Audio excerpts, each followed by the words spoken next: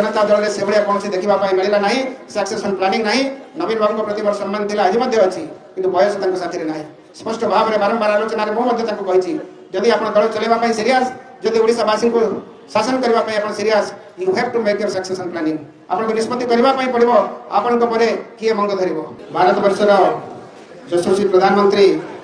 श्रीयुक्त नरेंद्र मोदी आदर्श अनुप्राणित हो सहित माननीय गृहमंत्री श्रीयुक्त अमित शाह जी आदर्श अनुप्राणित हो राष्ट्रीय अध्यक्ष श्रीयुक्त नितिन नवीन जी माननीय मुख्यमंत्री ओडिशा श्रीयुक्त मोहन चरण माझी जी माननीय राज्य अध्यक्ष भारतीय जनता पार्टी श्रीयुक्त मनमोहन सामाल जी केंद्र मंत्री माननीय धर्मेंद्र प्रधान जी एवं भारतीय जनता पार्टी समस्त वरिष्ठ नेतृवृंद आदर्श अनुप्राणित हो आज मंच सीना समस्त महानुभावों आदर्श और मार्गदर्शन रे अनुप्राणित हो आज भारतीय जनता पार्टी रे विधिबद्ध भाव में सामिल हेली। नमस्कार ओडिशा मु प्रशांत कुमार पंडा दुर्नीति मुक्त ओडिशा निर्माण और ओडिशा जनता दल प्रतिष्ठाता आज राज्यवासी को गोटे प्रश्न करने को चाहे बंधुगण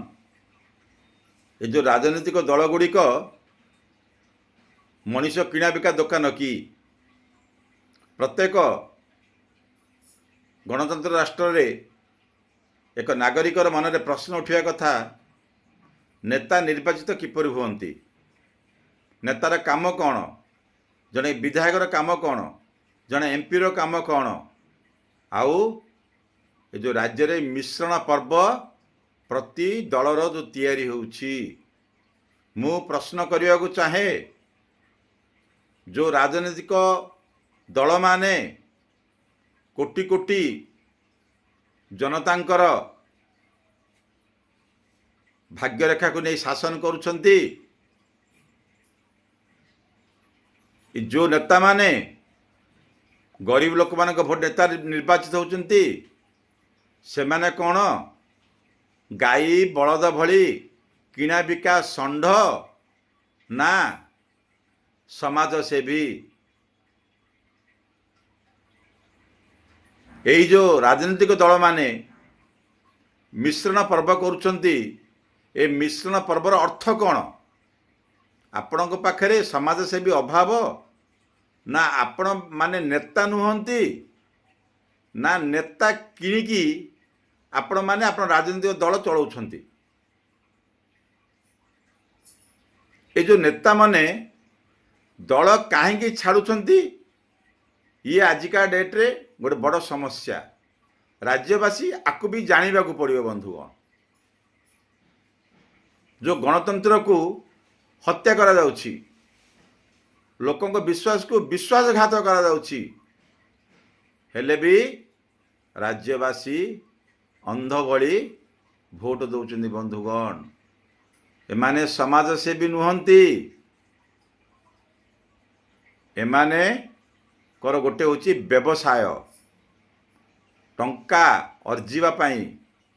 क्षमता लोभरे राजनीति करुछंती आजिकाली जो निर्वाचन होची टंका नथिले निर्वाचन हो नाही बंधुगण आमे जो टंका नहीं भोट बिकुछे तार परिणाम राज्यवासी को आज भोगिबा को पड़ुछि ये जो मिश्रण पर्व को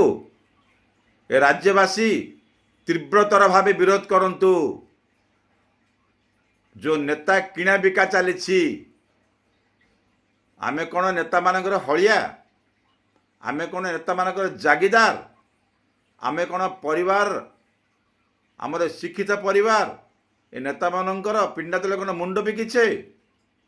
जी आज बीजेपी नेता किणिकी बीजेपी ठिया हब सी आसिक निर्वाचन में भाषण दब कौन ये अंध समाज ये कौन अशिक्षित समाज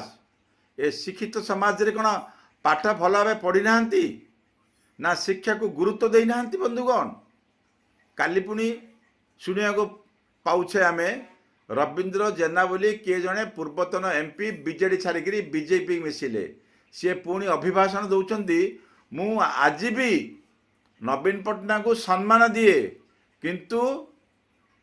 ନବୀନ ବାବୁଙ୍କର ଦଳରେ କିଛି ଗୁରୁତ୍ୱ ନାହିଁ, ସେଥିପାଇଁ ଯାଇକି ବିଜେପି ଦଳରେ ମିଶୁଛି। କ'ଣ ନବୀନ ବାବୁଙ୍କର ଦଳ ଗୋଟେ ଇଂଲିଶ ବହି ଆଉ ବିଜେପି ଦଳ ଗୋଟେ କ'ଣ ମ୍ୟାଥମେଟିକ୍ସ ବହି? ନା ବିଜେପି ଦଳର ଶିକ୍ଷକ ଇଂଲିଶ ଭଲ ପଢ଼େଇ ପାରୁନାହାନ୍ତି ଆଉ ବିଜେପି ଦଳର ଶିକ୍ଷକ ଭଲ ଇଂଲିଶ ପଢ଼ଉଛନ୍ତି? ଏପରି ଦୁର୍ନୀତିଗ୍ରସ୍ତ ନେତାମାନଙ୍କୁ, ରାଜକୋଷର ଲୁଣ୍ଠନକାରୀମାନଙ୍କୁ ଯଦି 2029 ମସିହାରେ ଆପଣ ଉପଯୁକ୍ତ ଶିକ୍ଷା ନ ଦେବେ, ତାହେଲେ ଆଗାମୀ ଭବିଷ୍ୟତରେ ଶିକ୍ଷାର କିଛି ମୂଲ୍ୟ ରହିବ ନାହିଁ କି ଏ ଦେଶର ଗରିବ ଲୋକମାନେ ଆତ୍ମହତ୍ୟା କରିବାକୁ ପଡ଼ିବ। ଏମାନଙ୍କୁ ଉଚିତରୁ ଉଚିତ ଶିକ୍ଷା ଦିଅନ୍ତୁ। ଆଉ ଏମାନଙ୍କୁ ଶିକ୍ଷା ଦେବା ପାଇଁ ଗୋଟିଏ ହେଉଛି ମୂଳମନ୍ତ୍ର ଭୋଟ। 5 ବର୍ଷ ଭିତରେ ଯେଉଁ ଭୋଟ ହେଉଛି, 1, 2ରେ ଏମାନେ ଯେଉଁ ନିର୍ବାଚନ ମଣ୍ଡଳୀ ବୁଲିବାକୁ ଯାଉଛନ୍ତି, ଏମାନଙ୍କୁ ଫୁଲମାଳ ଜାଗାରେ ଜୋତାମାଳ ଦିଅନ୍ତୁ। এই ଯେଉଁ ମିଶ୍ରଣ ପର୍ବ ପ୍ରତି ରାଜନୈତିକ ଦଳମାନେ କରୁଛନ୍ତି, এই ରାଜନୈତିକ ଦଳମାନଙ୍କୁ ପଚାରନ୍ତୁ, ଇଏ ରାଜ୍ୟବାସୀଙ୍କର ସେବା କରୁଛନ୍ତି ନା ନେତା କିଣି ଆଣି ନିର୍ବାଚିତ କରୁଛନ୍ତି? ଆମେ ଅନୁରୋଧ କରୁଛୁ, ଯଦି ଦଳରେ ସମାଜସେବୀ ନାହାନ୍ତି ତାହେଲେ ଦଳ ଭାଙ୍ଗି ଦିଅନ୍ତୁ।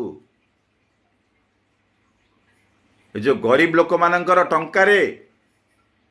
ନିଜର ପରିବାରକୁ ଆପଣମାନେ ଟଙ୍କା ପାଇଁ ଯେଉଁ କିଣାବିକା କରୁଛନ୍ତି, এই ଯେଉଁ ଟଙ୍କା କିଣାବିକା ବନ୍ଦ ନ କଲେ ଆଗାମୀ ଭବିଷ୍ୟତରେ ଯେଉଁଦିନ ଗରିବର ମୁହଁ ଖୋଲିବ, ଆପଣମାନଙ୍କୁ ଓଡ଼ିଶା ରାଜ୍ୟରେ ରହିବାକୁ ବାସସ୍ଥାନ ବି ମିଳିବ ନାହିଁ। ସେହି ସମୟ ଆଜି ପଳେଇ ଆସିଛି ବନ୍ଧୁଗଣ। 2029 ମସିହାରେ ଏପରି ଏକ ଶାସନ ତିଆରି କରନ୍ତୁ ଯେଉଁମାନଙ୍କର ନାମ ହେବ ସମାଜସେବୀ, ଜନସେବକ, ଯେଉଁମାନେ ନିର୍ବାଚିତ ହେବେ ରାଜ୍ୟର ଭବିଷ୍ୟତ ପାଇଁ, ରାଜ୍ୟବାସୀଙ୍କର ସେବକ ହିସାବରେ ହେବେ, ଦଳ ନିର୍ଯାତନାରୁ ମୁକ୍ତି ପାଇବେ। ଆମେ ଅନୁରୋଧ କରୁଛୁ, ଆମର ଦଳ ଯେଉଁ ଓଡ଼ିଶା ଜନତାଙ୍କ ଦଳ ତିଆରି କରାଯାଇଛି, ଆମର ହାତ ମୁଠାକୁ ଟାଣ କରନ୍ତୁ। ନେତା ନିର୍ବାଚିତ ନିଜ ନିର୍ବାଚନ ମଣ୍ଡଳୀ କରନ୍ତୁ। ଦଳୀୟ ନେତା ନିର୍ବାଚିତ ଉପରେ ଆପଣ ଭରସା କଲେ ଏପରି ନେତା କିଣାବିକା ଚାଲିବ। ଏହି ମଣିଷ କିଣାବିକା ଦଳମାନଙ୍କଠୁ ଦୂରେଇ ରହିବା ପାଇଁ ଆଜି ରାଜ୍ୟବାସୀଙ୍କୁ ମୁଁ ଅନୁରୋଧ କରୁଛି ବନ୍ଧୁଗଣ। ବନ୍ଦେ ଉତ୍କଳ ଜନନୀ, ନମସ୍କାର।